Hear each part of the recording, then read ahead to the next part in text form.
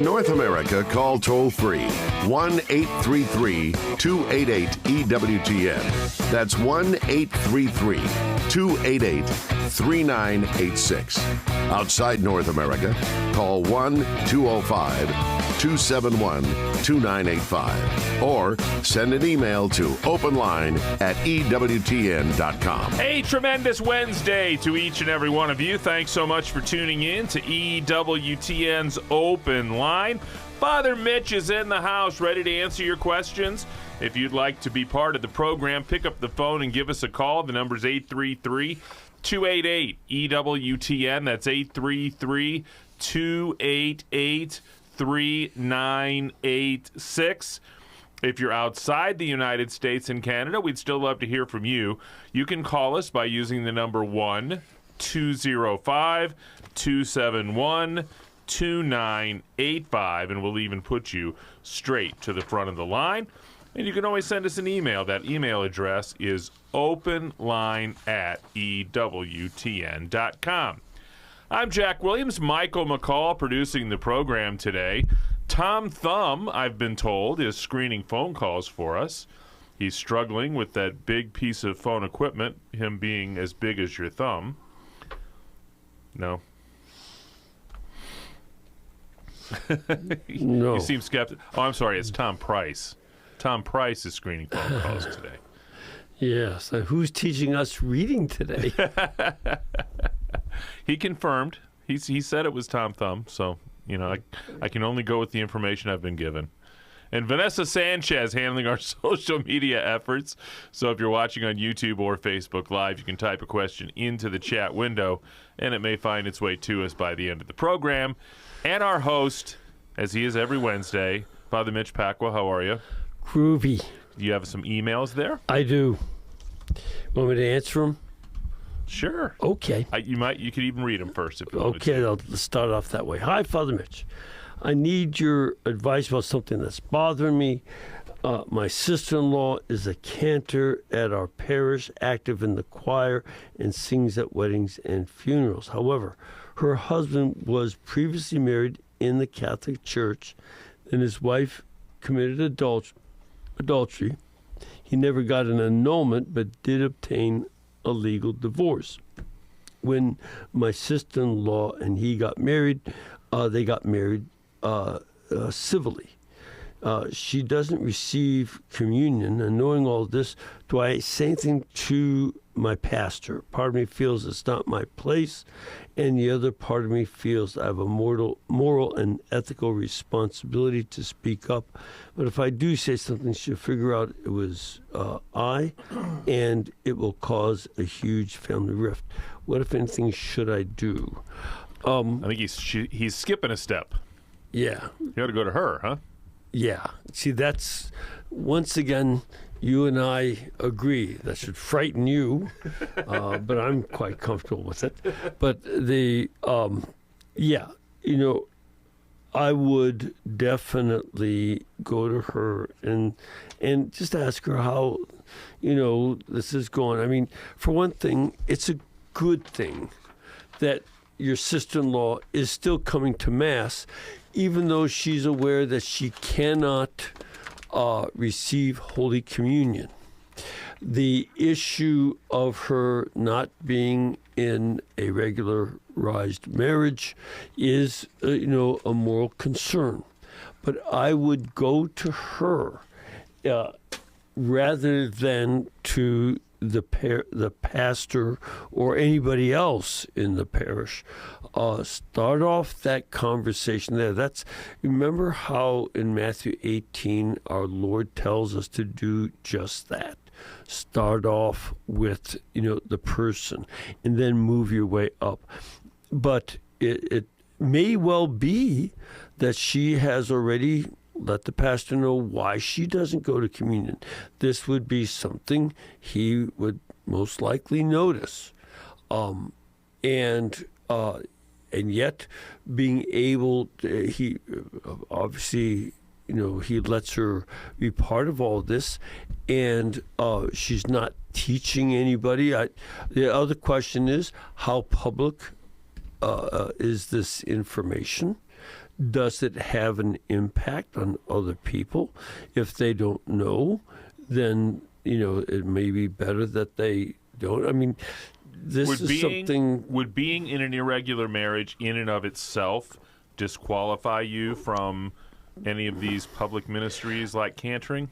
I don't know of that being the case, because that's 986. Then I have another question from Joan about Genesis 21, who, as she says here, I always thought that Ishmael and Isaac were close in age, but I learned that Ishmael was 14 years older than his half-brother Isaac. In this reading, Abraham placed the child on her back. It is hard to imagine a mom carrying a teenager on her back. Can you explain? Also, can you tell us a little about Ishmael as an adult, who he was and what he is known for? A couple things. He was somebody that eventually became the progenitor of 12 different tribes among the Arabs.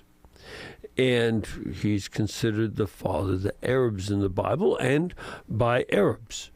They accept that. But much more than that, we can't say. That he, most of the Arab people lived in the desert, and he's identified as someone living down there. But there's nothing much else we can say. There's not much is written. And so, for instance, we see some of his descendants are the tradesmen that bought Joseph into slavery and took him down to Egypt and sold him to Potiphar, the Egyptian official, back in the 1700s BC. But we don't know much else. As regards to placing the child on her back, I have no idea why that would be described in that way. If he was 14, is implying a weakness in him, that he needed help? I don't know. I wouldn't put most 14-year-olds on their mothers' backs. And there's sometimes little details in the texts that indicate ancient law. That this is sometimes these are symbolic actions, and I've never read any explanation of why that is. That explained it very well, and so we just have to see. We may well find something because this could be the kind of thing that has to do with the status of being the child of a slave. We just don't know. So we just have to leave it as what we don't know and rest with that. Also asks about Matthew 8, where it says the whole town came out to meet Jesus after he cast the demons into the swine. And when they saw him, they begged him to leave their district. Did meeting him mean they wanted to say hi, find out a little about him? Why did they want him to leave after performing this huge miracle? Well, Joan, I don't think it was about saying hi.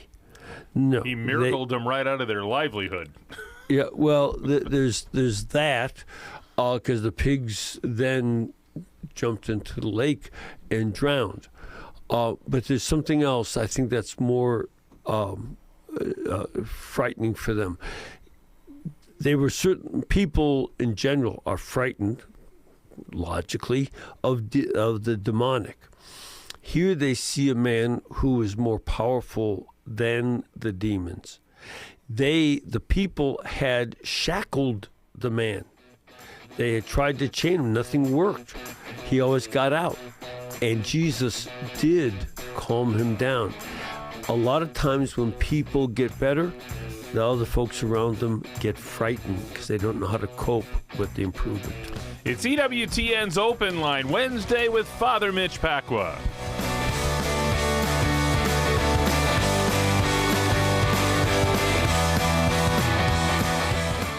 On the next Beacon of Truth, we're talking about the 15th Sunday in Ordinary Time and Soulful Psalm 40. I'm Deacon Harold Burke-Sivers, and I invite you to join me for Beacon of Truth.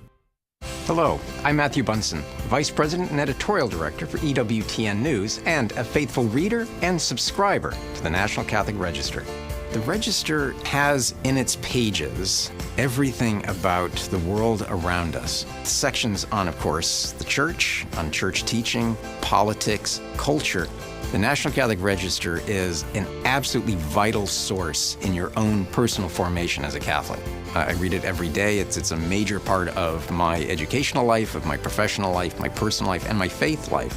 Subscribe to the Register today and get 1 year for the greatly discounted price of just $32.50. That's 26 issues delivered to your home, office, or parish. Simply order online at ncregister.com/radio or call 800-421-3230 and mention code radio for your discount. The National Catholic Register. Read faithfully.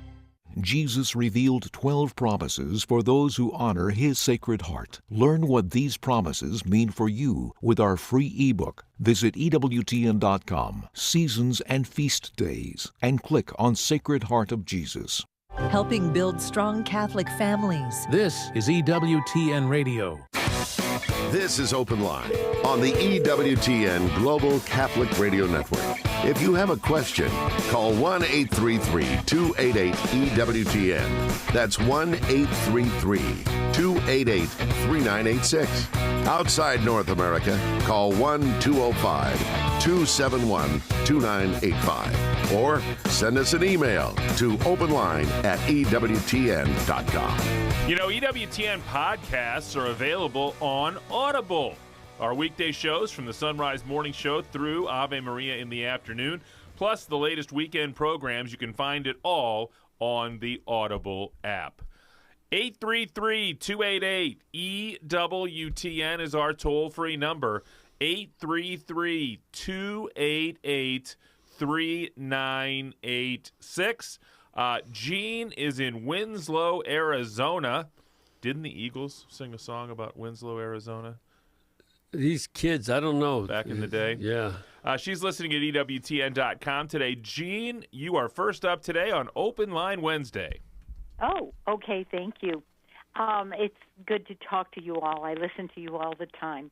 Thank you. Wanted to know why people get so excited. I mean, this is getting to the point of tearing some churches apart about having the Latin Mass being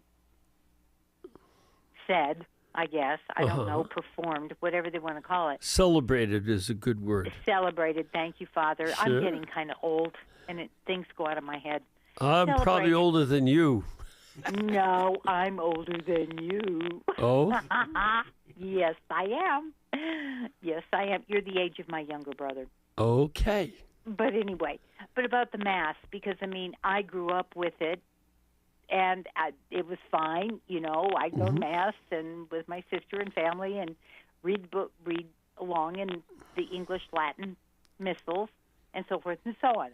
And then, lo and behold, all of a sudden, they had the council, and they changed the format to the Mass that we do now, which isn't new anymore to me.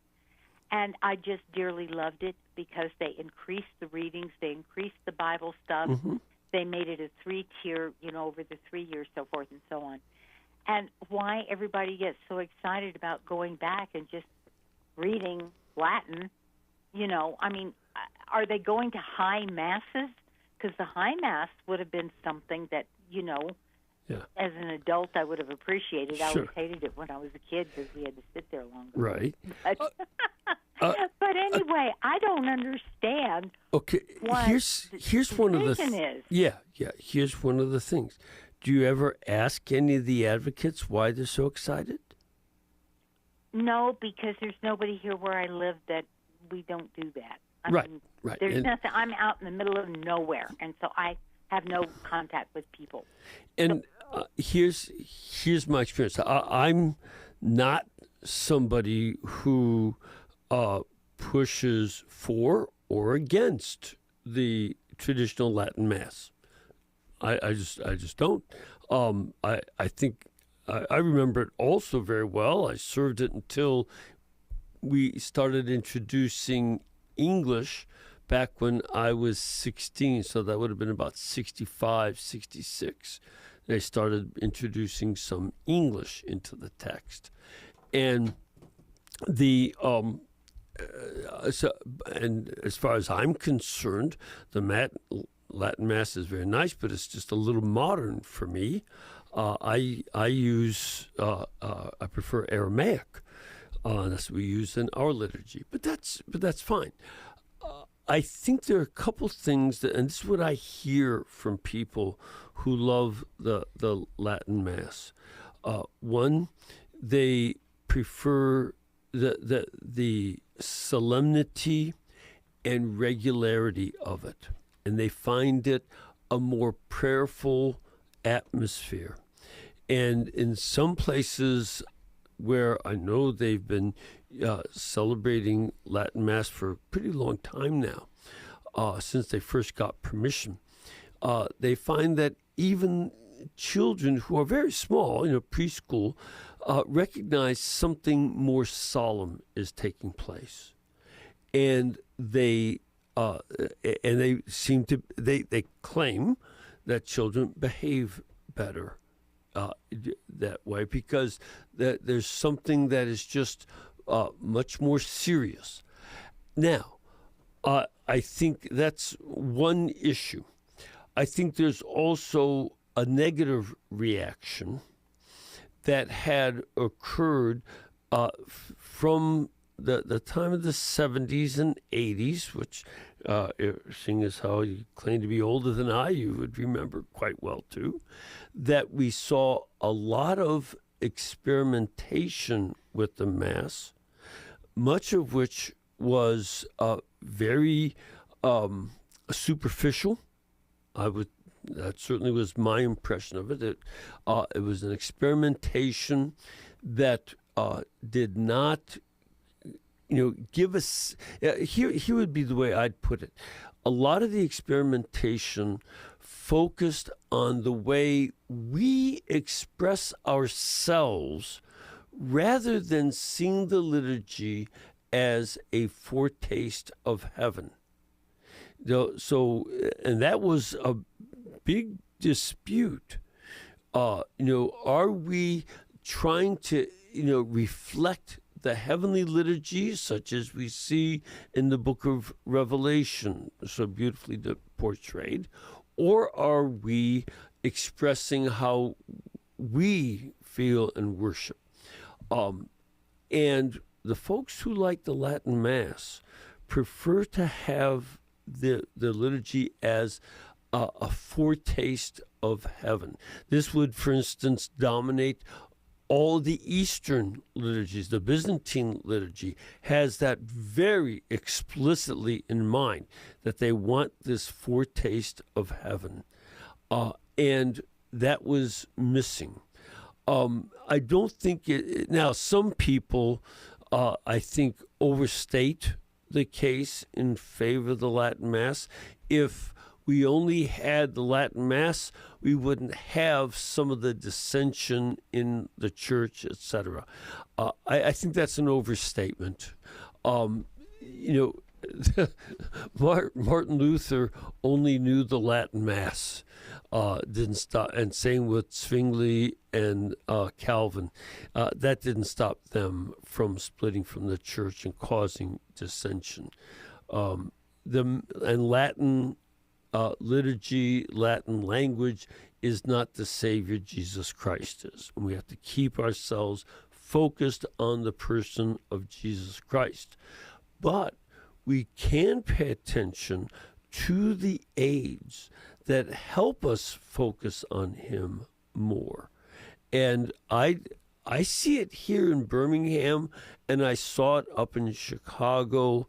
I didn't know the Latin Mass community in Dallas, but I saw it in Chicago and here. It's a lot of younger people who are looking to the liturgy, the Latin liturgy, as a way to express something more serious. And they experienced some of the liturgical forms, especially the experimental ones, as, again, superficial and sometimes outright heretical, and other times just pandering. And they don't want that. So that's what I think is going on. And I think the reaction against the Latin Mass that is also causing a lot of excitement among some people is from those folks who saw themselves as the cutting edge of the church's evolution.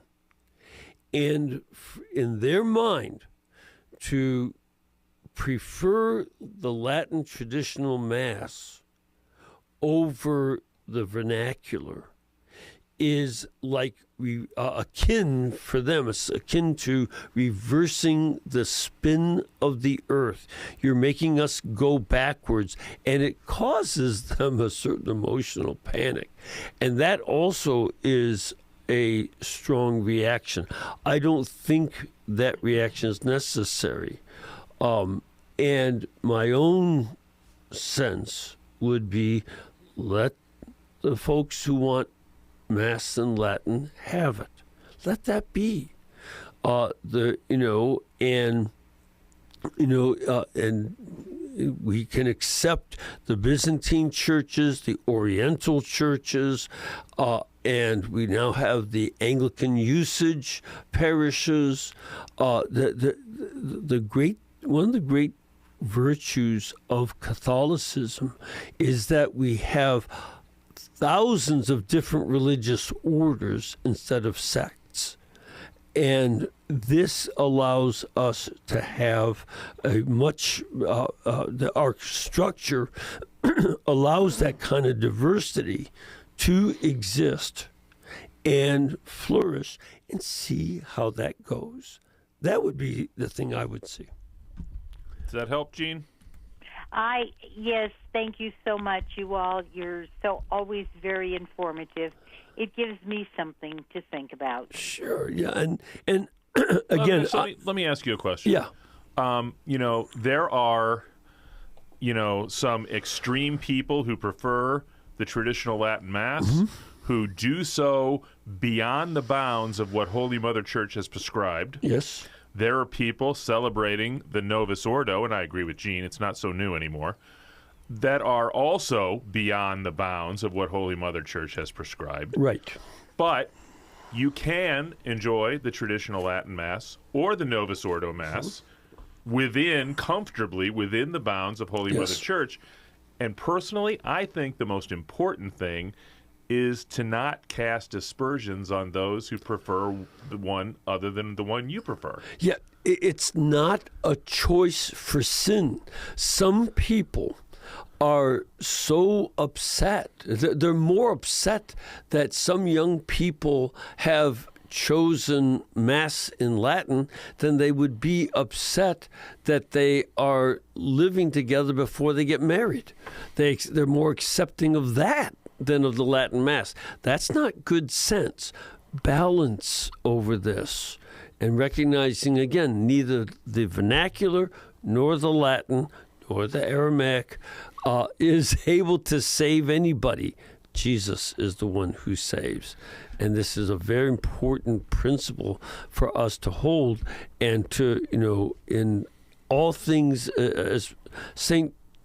John the 23rd said, in all things essential unity, in things not essential acceptance and love. This is what we can do, and that's fine. And by the way, St. John the 23rd was the one who wrote an encyclical insisting that we seminarians, because I was a seminarian at the time, that we seminarians would learn Latin. He put that under real serious obligation. Straight ahead, we'll talk to Daniel, Deb, and we've got plenty of time for your calls. It's Open Line Wednesday with Father Mitch, 833-288-EWTN. That's 833-288-3986.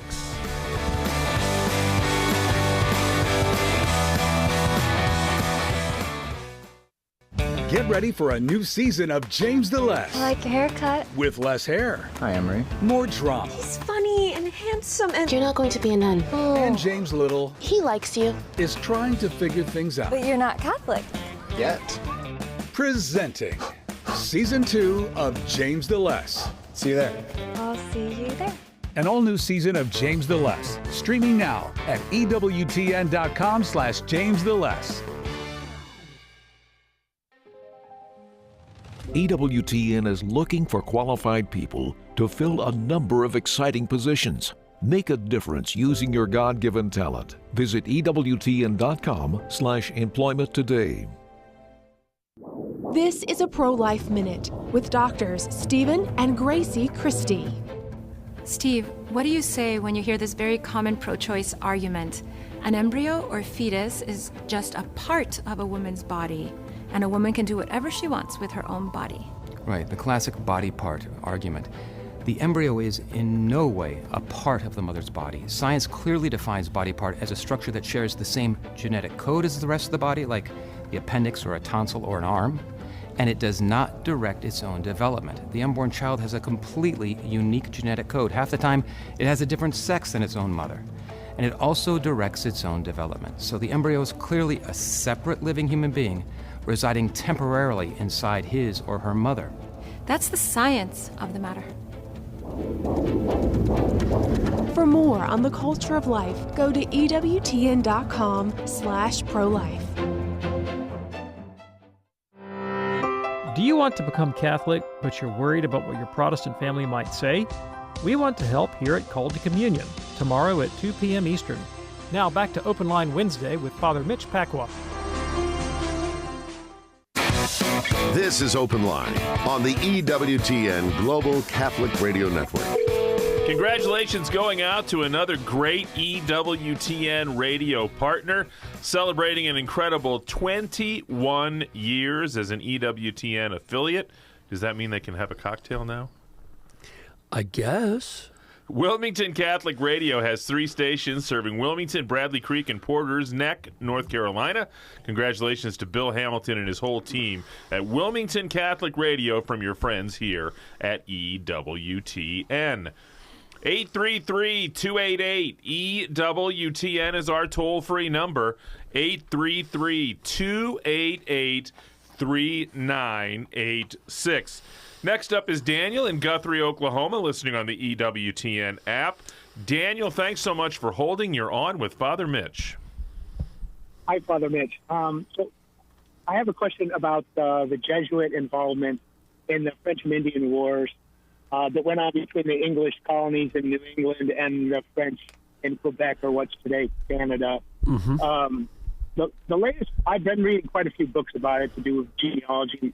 The latest one I just put down, the author claims quite a bit, I think negatively, on the Jesuits, saying that they were more concerned with the economics of the fur trade and more concerned with driving the English out of New England by rounding up, the Native Americans who they had quite a bit of influence over and convincing them to fight for the French than they did with actually saving their souls. And I just wonder what your thoughts about that was, because I thought it a little bit prejudicial myself. Yeah, I would suspect that is, a highly interpreted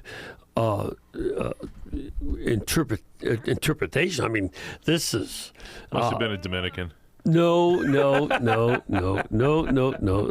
I would say that it's somebody of English descent that had done that. The early Jesuits, the Jesuits went up to the French territories, didn't focus on fur trade and such. They, really focused on getting chapels built, catechizing. For instance, if you saw the movie about called Black Robe, about Jesuits in Canada working among the Huron Indians, and it depicts in there that as the people are sick with smallpox. I mean, white people were carriers of smallpox from the old world. It's a North African disease, and the European immigrants were carriers with no idea. They didn't know anything about such stuff. And they just breathing near an Indian of anybody in the Western Hemisphere, any Native Americans at all, made it likely for them to get smallpox just by proximity. And in the movie, it showed that the Jesuits were quickly baptizing. Well, actually, they didn't do that. They made sure that they catechized people carefully so that when they did become Catholic and did get baptized, they would understand what they're doing. So it wasn't, quick mass baptism. And overall, the Indians, had, especially the Huron and the other tribes up in Canada, had very positive relationships with the Jesuits, and the missions continued on for such a long time that, a couple hundred years later, plus, when the Sioux people were sent, Protestant missionaries said, no, we want the black robes, that we just built up a relationship with the Indians. And I don't see, as a matter of fact, at that time, you're helping me to trigger something else. Again, portrayed in another movie called The Mission, about the South American missions. The French, Spanish, and Portuguese governments had become very anti-Jesuit. All three of them kicked the Jesuits out of their realms in the 1770s. And they did so they were the ones claiming that the Jesuits had these vast stores of wealth. And when they arrested all the Jesuits in Spain, France, and Portugal, some of them, especially in Portugal, under Marquis de Pombal, they tortured, demanding to know, where are these treasures you guys have been accumulating? This was a libel against the Jesuits that had been placed in these governments by members of the Masonic Lodge who were making these accusations. And none of them were true. They didn't have treasure from the New World. They hadn't accumulated wealth. And that would, this idea of the fur trade being their main concern sounds like one more piece of that same puzzle in the anti-Jesuit movement that was going on. And they were a logical target because they were the most prolific missionary group active, right? And they were the most influential orders in those three countries.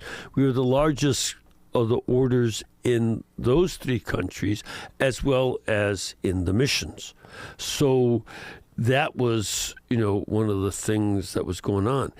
And, this, again, it's hard for me to prove a negative, but, when there were searches by the French, Portuguese, and Spanish governments for Jesuit wealth, after the Jesuits had, as a matter of fact, in Spain, they had absolutely secret orders And one night they went, sent soldiers to every Jesuit community in Spain, arrested them, marched them to ships on the seashore, took them out of the country, and then ransacked the houses looking. So it's not like the Jesuits had time to hide anything. I suspect that this was playing off of those accusations that were proven to be absolutely false later on. Does that help you, Daniel? It does. It does very much. I think what I probably need to do is I've read 3 or 4 books now from the English side. I need to find one talking about it from the French side. Because, like you say, yeah. Here's something else you may want to take a look at, and you can find this at libraries where there's a Jesuit university. It's called the Jesuit Relations. These were the letters and books written by the Jesuit missionaries. It's first-hand reports, including the first dictionaries of the Native American languages. I have heard of that, yes. Yeah, you what? I have heard of it. Yeah, it's available. It's in libraries and in English. It's all been published in English. So that may be useful. God bless you, Daniel. Thanks so much for the phone call today. That opens up a line for you at 833-288-EWTN. That's 833-288-3986. Deb is in Del Mar, New York, listening on the EWTN app. Deb, you're on with Father Mitch. Hi, Father Mitch. I am so happy to talk to you. I love the way you explain things. And I know this is a question you get a lot, but I'm still struggling. I'm a new Roman Catholic. I've been a Bible person for 50 years. Can you give me anything I can read or study that will give me the biblical justification for the Assumption? And while you're doing that, throw in the Immaculate Conception too, or even the Fathers. And I know it's a big subject. I've read and read and read, and I still can't wrap my mind around it. And I do pray it on the Rosary every day. So, anyway, that would be helpful. No. This is what John Cardinal Newman would call faith-seeking understanding, and that's a good thing. I'm going to make 2 recommendations about this, and they're subsumed under one recommendation, and that is take a look at the papal decrees of the Assumption, making that a dogma of the Church. This is the one on the Assumption is by Pope Pius XII. Now, where can you find this?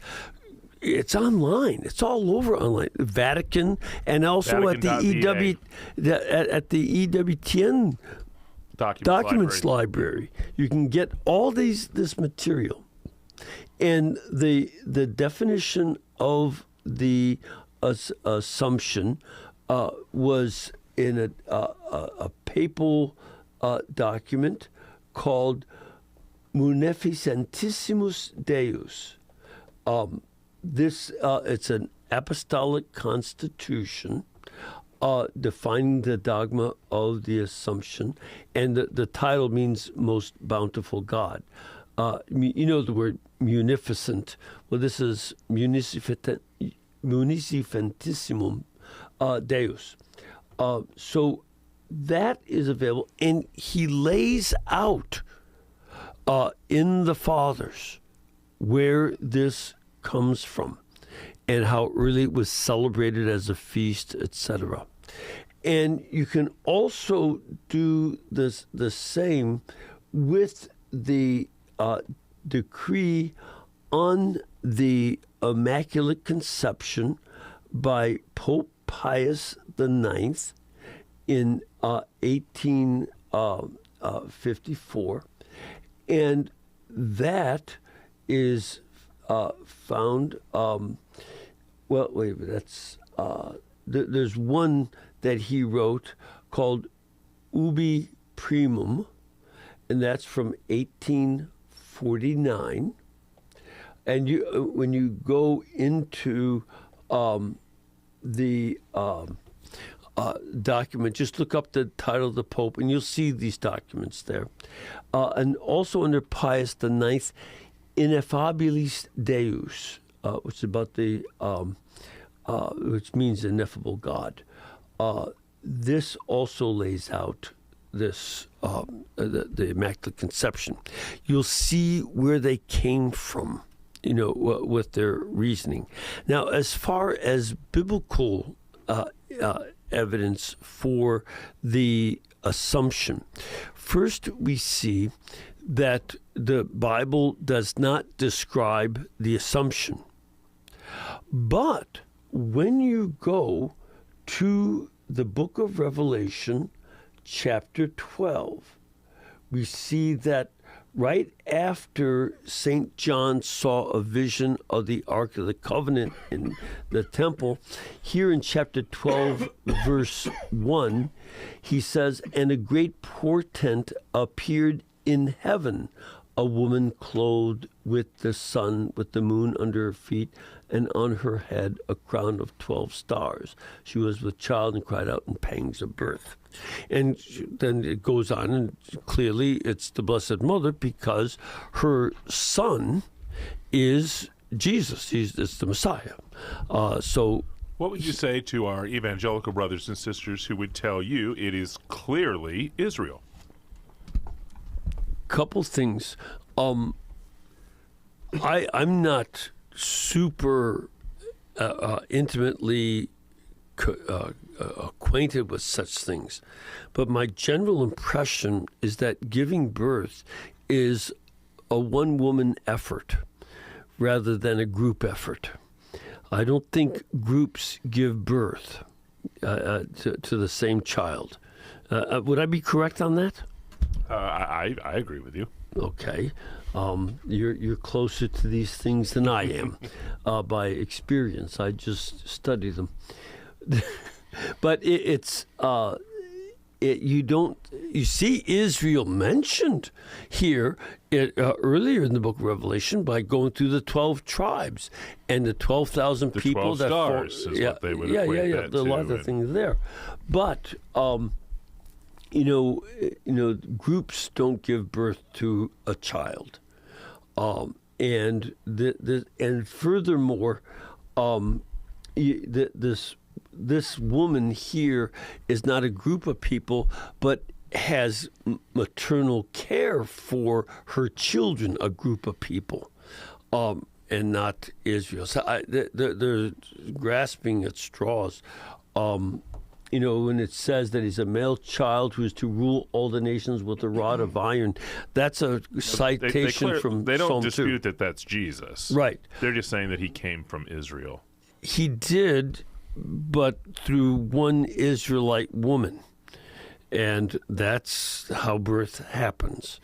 And as far as I know, give me evidence to the otherwise.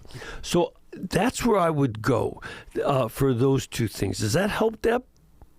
Oh, my gosh, yes. Thank you so much. You're welcome. Could you just tell me again the Latin for the Assumption one of Pope Pius XII? What was the Latin for title of that? Munificentissimus Deus. M-U-N, just like munificent.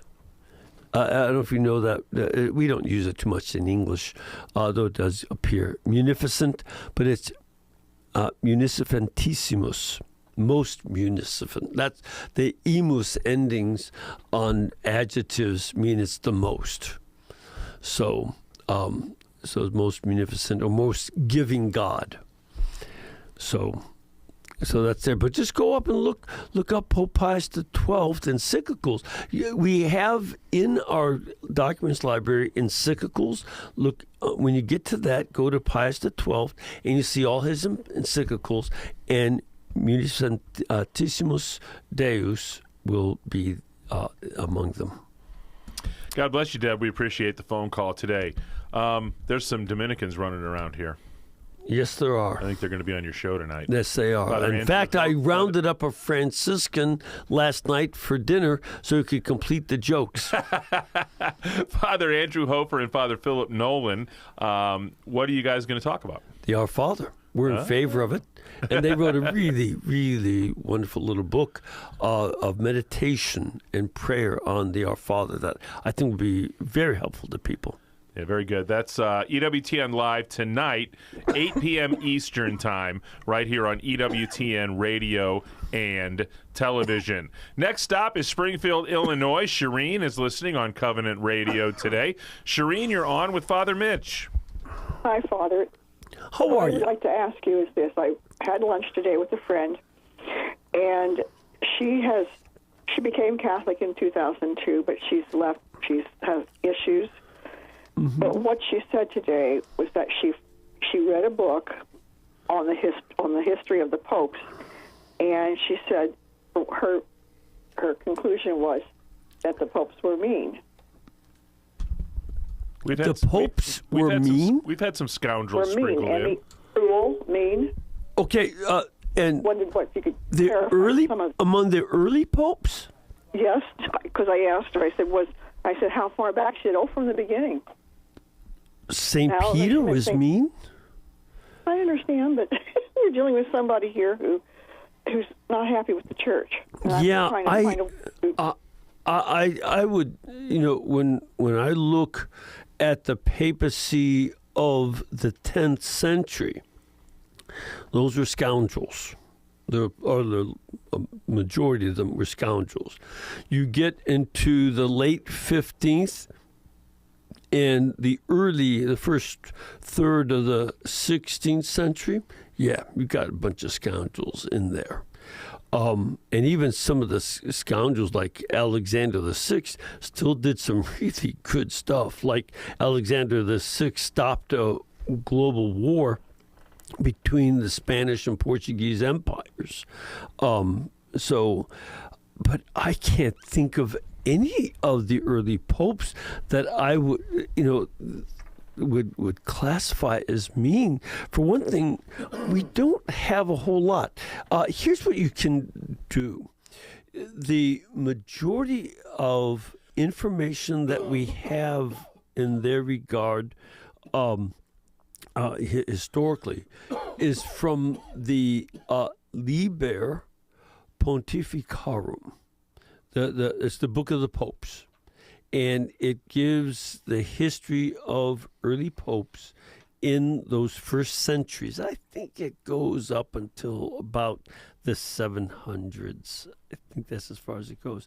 You'll see, and you can see that's all we've got. And I would not characterize any of them as mean.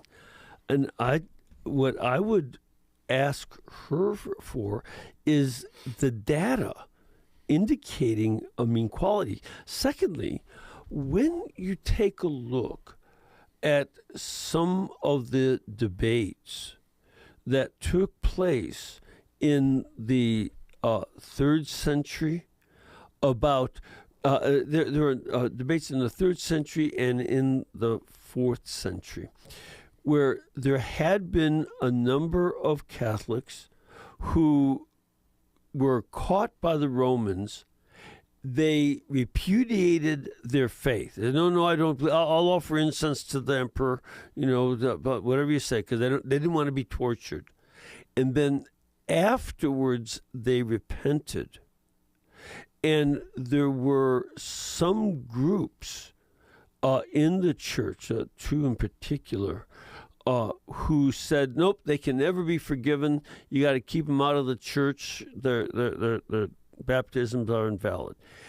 But the stances of the popes was always consistent that no, we forgive them. Yes, they have to do penance, but they were consistently in favor of them being able to do penance and be restored to the life of the church. That doesn't sound mean to me, does it? To you? No. No. So ask her for the evidence that she has. Tell her and where it comes from. I'd like to see that, but I don't think that there were. Thanks, Shereen. We appreciate the call. Quickly, we'll head to Mary Ann in the great state of Colorado, listening on Catholic Radio Network. Just a couple of minutes left with Father Mitch. Mary Ann, what's your question today? Hi, Father Mitch. Hello again. Yes, what can we do for my you? My question is regarding girls serving at Mass, because, we have several parishes in our area, and there are two that have the young men serving, and, they wear the cassock and all of that. And then when you go to a parish where girls serve, it seems the atmosphere is much more casual. So my husband and I are confused and wanted to know what the church's teaching is on altar servers who are girls. Yeah, if they're more casual, it's not because they have girl altar servers. It's because they're more casual. And they happen to have girls. Because I've been to places where there are girl servers who also wear cassock surplice, all that. So that's not that is nothing to do with whether it's girls or not.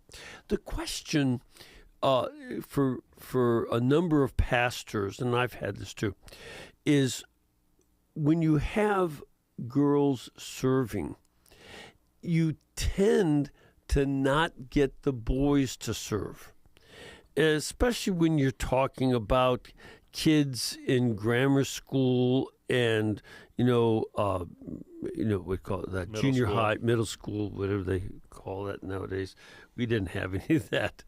But when you get to kids who are between 9 and 15 or so, boys and girls mutually are infected with cooties or something along that line. And if girls are doing it, the boys won't. So if they have girl service, because this is something that there is permission given to have girls be servers at Mass. So this permission, but I think it would also take a little bit of extra effort to make sure that the boys do get involved in serving, and that the priests and deacons and lay people who are involved in training the servers get the boys active involved so they don't just pull back and stay away. That would be my concern. That happens too much. But there's nothing that the church prohibits with that. Father, would you leave us with a blessing? Lord bless you and keep you, the Father, Son, and Holy Spirit. Amen. Amen. On behalf of our host, Father Mitch Pacwa, producer Michael McCall, call screener Tom Price, and our social media maven, Miss Vanessa Sanchez, I'm Jack Williams. Thanks so much for tuning in to Open Line Wednesday. Back at it tomorrow with Father Brian Check that. Father Brian Milady, rest in peace. God rest his soul. But Father Gerald Murray will be in tomorrow on Open Line. Until we get together then, God bless.